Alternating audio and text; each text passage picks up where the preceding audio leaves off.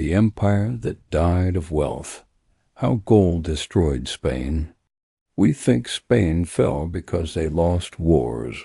We imagine the British Navy smashing their armada, or Napoleon's troops crossing the Pyrenees, flags waving in triumph. But that's the romantic version of history, the one they teach in schools. The truth is far more brutal and far more instructive. Spain didn't collapse because they lost battles. They collapsed because they went bankrupt. The Spanish Empire, the first global superpower, the kingdom where the sun never set, was destroyed not by cannons but by ledgers. They drowned in their own gold. This is the story of how wealth became poison, how silver turned into a national addiction, and how the richest empire on earth died of economic overdose. Picture the year 1545, high in the freezing plateaus of the Andes Mountains in what we now call Bolivia. A local indigenous man named Diego Gualpa is chasing a runaway llama across the barren rock. He stumbles, reaches out to catch himself, and grabs the roots of a shrub. When the plant tears free from the earth, he sees something glittering in the exposed soil. Veins of pure silver, thick as a man's arm, running through the stone like frozen lightning. He has just discovered Potosí, the Cerro Rico, the rich hill. This wasn't just a mine. When the Spanish conquistadors heard the news, they descended on the site like locusts. Within decades, Potosí grew from nothing into one of the largest cities on the planet, larger than London, larger than Paris. At 13,000 feet above sea level, men gasped for breath just walking down muddy streets. But none of that mattered because beneath their feet lay the largest deposit of silver ever discovered in human history. Spain looked at this mountain of metal and made a fatal assumption. They believed they had found the source of infinite wealth. They thought God himself had chosen them to rule the earth and had given them the key to eternal prosperity.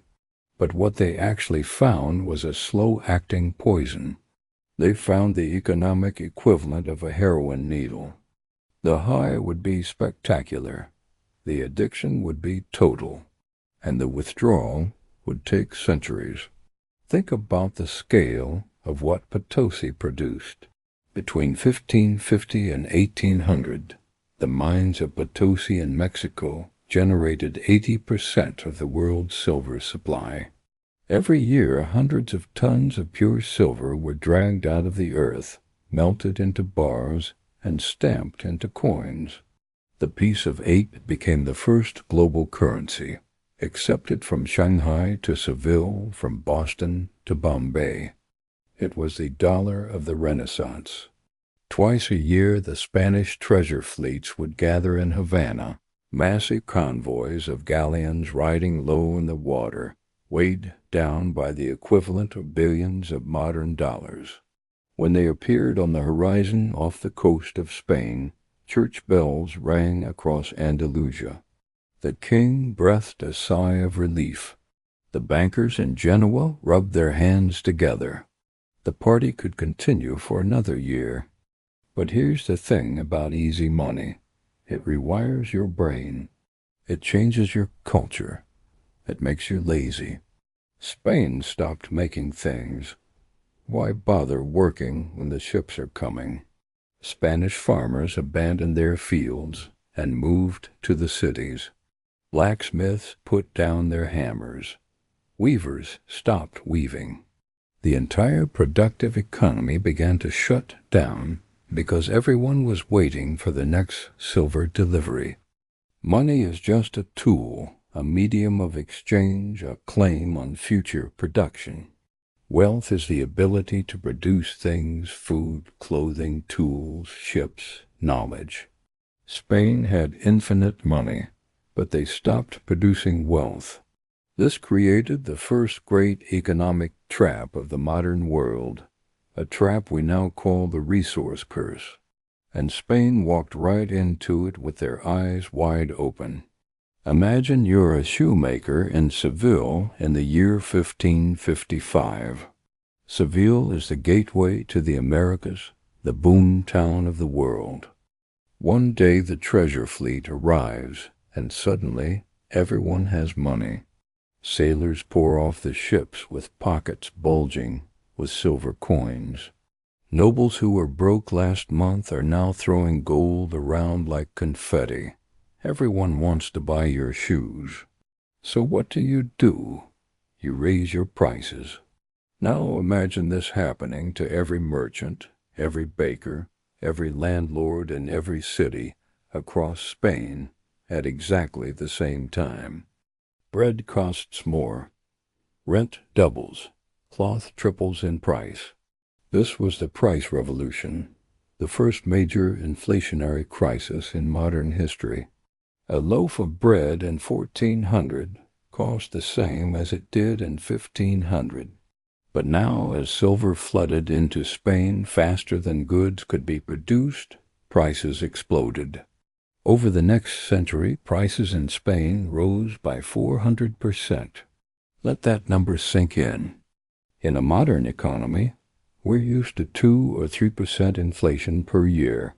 Wages couldn't keep up with prices. A Spanish peasant discovered that even though there was more silver circulating in the country than ever before, he could buy less food than his grandfather could. Starvation returned to the countryside, not because there was no food, but because the money itself was broken. The currency had become diseased. But the real killer was what happened to Spanish industry. Because inflation made everything in Spain so expensive, Spanish goods became uncompetitive in international markets. Our shoemaker in Seville now has to charge 10 silver coins for a pair of shoes because his costs have exploded. But a shoemaker in France or England, where the gold hasn't arrived yet, can make the same quality shoes for 2 silver coins. So what does the Spanish consumer do? He stops buying Spanish shoes. He imports French ones instead. Spain became an economic funnel. Silver arrived in Seville by the ton, was unloaded onto the docks, and within weeks flowed right back out of the country to pay for imports from France, England, the Netherlands, and Italy. Spain was doing all the hard work, enslaving the miners, sailing the dangerous oceans, fighting off pirates, only to hand the money directly to their economic rivals so they could buy dinner. A contemporary observer said it perfectly. Spain is the mouth that receives the food, chewing it for the rest of Europe. A French diplomat laughed and wrote, "Everything is dear in Spain except silver." This was the ultimate paradox. The richest country on earth couldn't afford to buy its own products. While England and the Netherlands were building factories, shipyards, and textile mills to sell goods to wealthy Spaniards, Spain itself stopped producing. The culture changed. In Spain, working for a living became shameful. The ideal became the hidalgo, the minor noble who owned land, did no manual labor, and lived off government pensions or rent. The dream was not to start a business, but to get a government job near the silver tap. Spanish literature from this period is filled with these tragic figures, impoverished nobles starving to death, but refusing to work because manual labor is beneath their dignity. They polished their armor and pretended to be rich rather than dirty their hands with trade. Spain was becoming hollow. It looked golden and magnificent on the outside, covered in the plunder of empires. But inside, the productive core was rotting away. There was no innovation. There was no manufacturing base. There was only the wait for the next fleet. And that created a terrifying vulnerability. The entire stability of the Spanish Empire depended on wooden ships crossing an ocean full of storms and enemies. If the wind didn't blow right, the king couldn't pay his bills. And King Philip II had very large bills. Philip II sat in his massive, gloomy palace called El Escorial, surrounded by monks and mountains of paperwork. He ruled Spain, Portugal, parts of Italy, the Netherlands, the Philippines, and the entire Americas. He was the most powerful man on earth. But he saw himself as more than just a king. He believed he was the sword of God, chosen to defend Catholicism against the Protestant Reformation and the Ottoman Turks. This meant he had to fight everyone, everywhere, all the time. Wars are expensive.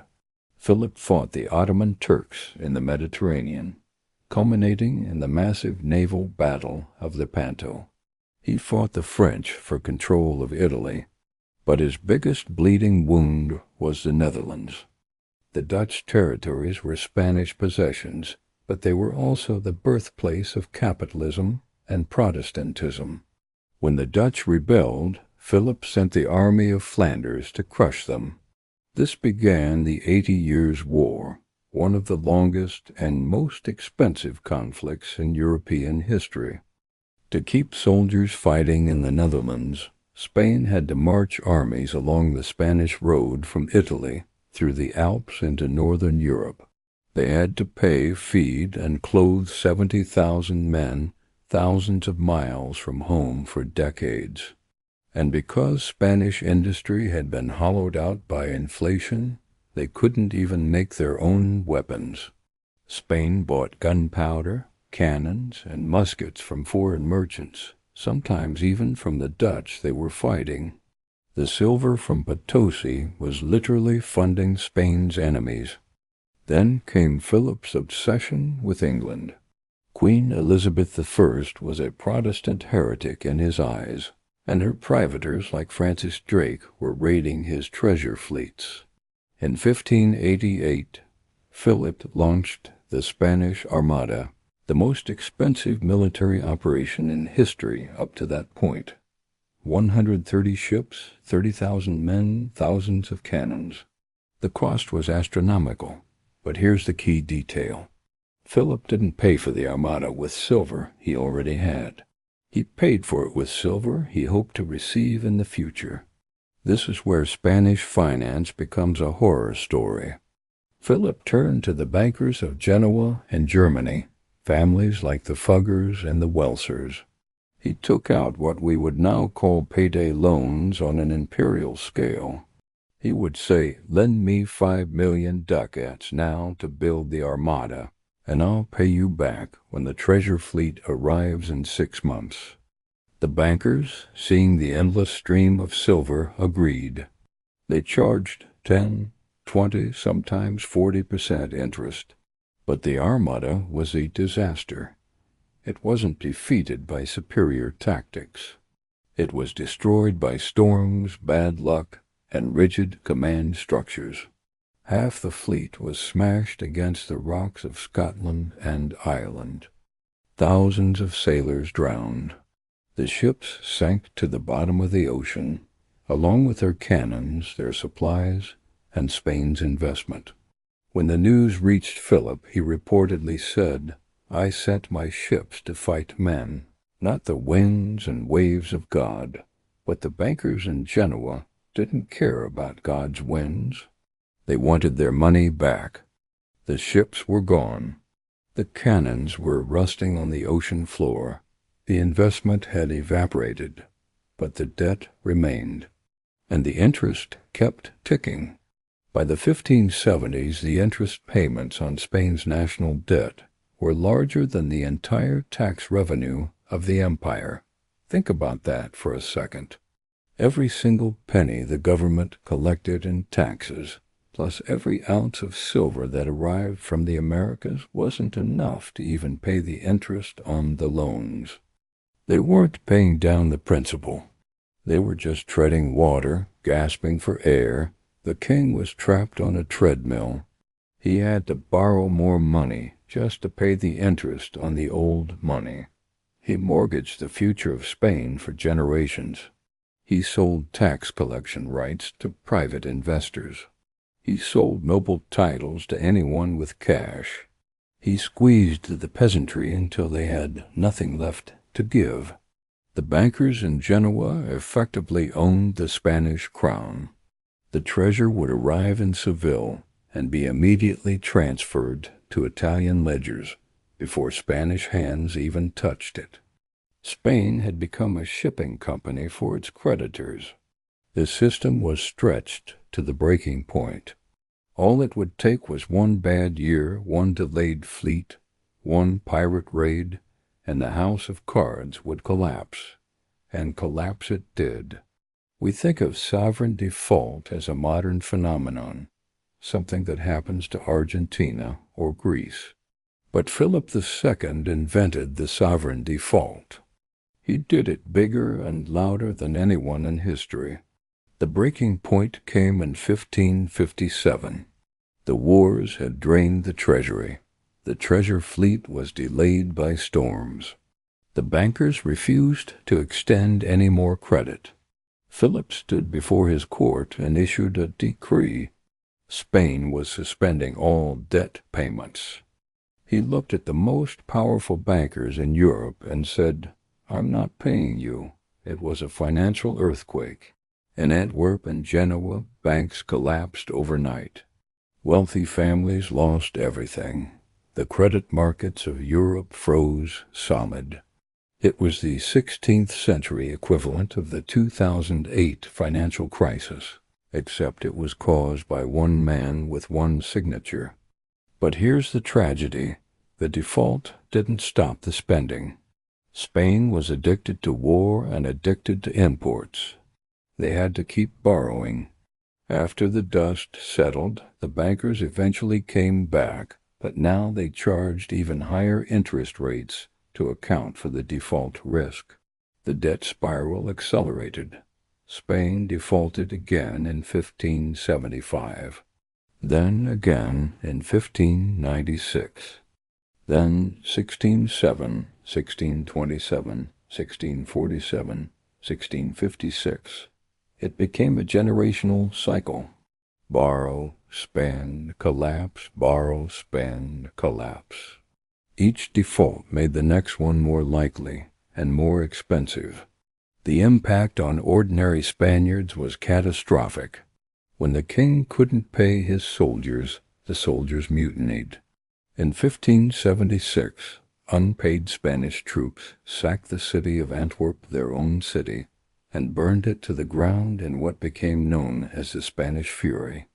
This destroyed the financial heart of northern Europe and pushed the Dutch into total rebellion. Back in Spain, the government tried a desperate new measure. Since all the silver was flowing out to foreign creditors, there was no money left for daily commerce inside the country. So the crown began minting coins made of pure copper called vellon. It was junk money with no intrinsic value. The king forced people to accept copper coins at the official value of silver. It was a hidden tax, a form of legalized theft. The result was hyperinflation on top of the silver inflation. Prices fluctuated wildly from week to week. People began hoarding real silver and refusing copper. The economy split in two. The rich and the government dealt in silver. The poor were left trading worthless copper tokens. The middle class was annihilated. Small businesses collapsed. Trust in the currency evaporated. Spain had not one but two broken monetary systems running simultaneously, each feeding off the other in a death spiral.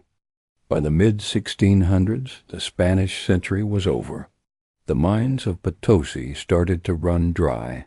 The veins of silver thinned. Production dropped. But Spain had spent 100 years buying things instead of learning how to make things. They had no fallback. England had a wool industry. The Dutch had banking and trade. France had luxury manufacturing. Spain had nothing. They had become entirely dependent on a resource that was now disappearing. The cities of Castile, once vibrant with merchants and artisans, emptied out. Populations fell. Fields lay abandoned. Spain descended into what historians call the Spanish decline, a long, dark century of poverty, stagnation, and irrelevance. The empire that had owned the world became known as the sick man of Europe, a hollow shell propped up by the memory of past glories. Meanwhile, the countries that had taken Spain's silver used it wisely. England and the Netherlands invested the capital into infrastructure, education, and innovation. They built merchant fleets that dominated global trade. They funded scientific research and technological development. They created stock exchanges and modern banking systems. They realized the ultimate economic truth. Wealth is not the metal you dig out of the ground. It's the productivity of your people. The Dutch used Spanish silver to build the ships that would break Spain's trade monopoly.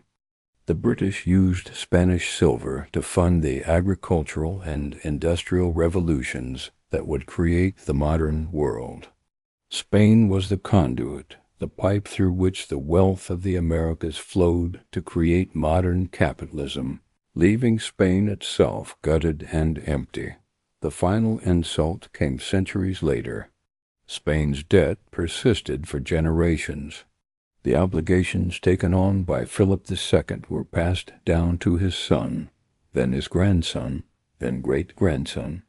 Some of the bonds issued in the 16th century weren't fully repaid until the 19th century, over 200 years later.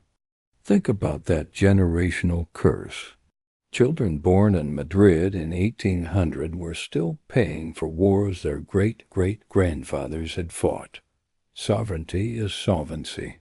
When you lose control of your balance sheet, you lose control of your destiny. Spain learned this lesson in the most painful way imaginable. The story of Spain is not just history. It's a warning carved in silver and written in blood.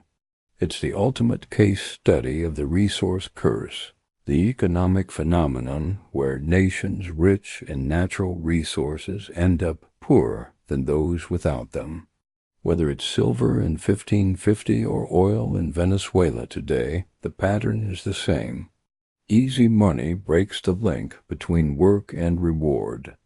It creates the illusion of prosperity while the foundation crumbles. It turns entire societies into dicks waiting for the next fix. Spain drowned in gold. They thought.